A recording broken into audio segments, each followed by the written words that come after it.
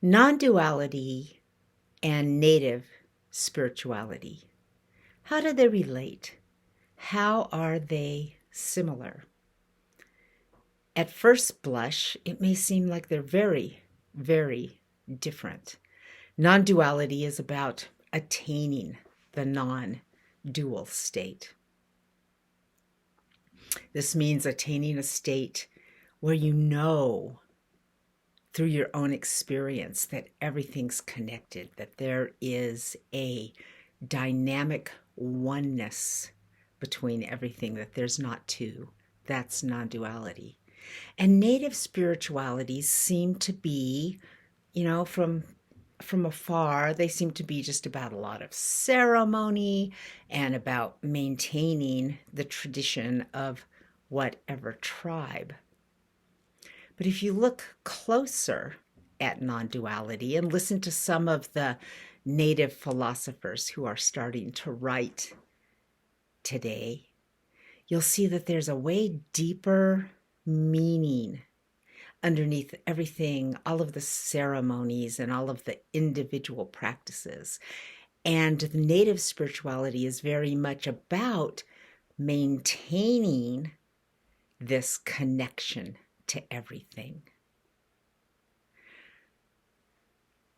So they're exactly the same there because they are about the intrinsic togetherness, unity of the entire existence. The big difference is that in non-duality, the assumption is that you're not there and you need to get there. In native spirituality, the assumption is that you start there, that this is the natural human position, the natural human state, the natural reality, but that it's very easy to fall out of this.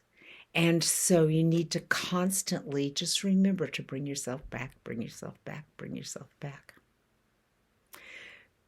So they're very similar that way and also very different.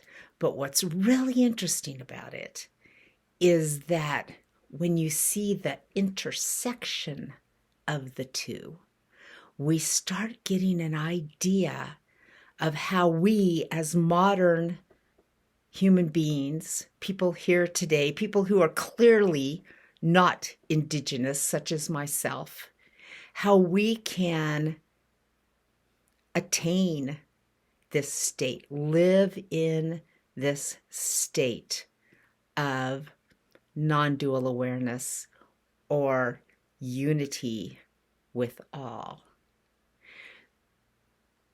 So it's the difference between the two that creates a fantastic way to look at what is a human being. And it's the similarity between the two that is just amazing. How did they come about to be so similar?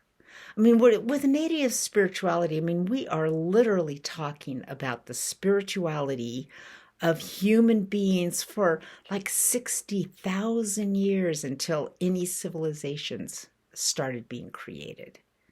With non-duality, we're talking a very brief period of time compared to that. Maybe 4,000 years, just a flash in the pan. And non-duality is trying to get back to this original state. Now, lots of people don't realize this.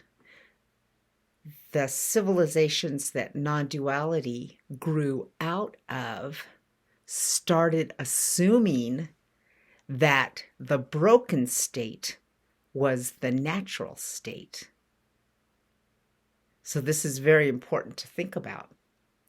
And all the hierarchy of Hinduism and everything has built up out of this, that it's very difficult to achieve this state of non-duality. Whereas the native spirituality tells us this is how you're born. This is where you can easily abide if you just kind of know the basic steps of staying there. So this difference right here is huge, and this is the thing that gives us the secret. So how does non-duality learn from native wisdom? What does native wisdom have to add to our understandings and practices of non-duality? I think that when we really can explore this interconnection, each of us, this is where we're going to find the ability to become a new human being who is capable of living on the earth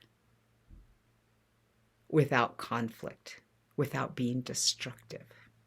So I'm going to try numerous ways to explore the way these things fit together.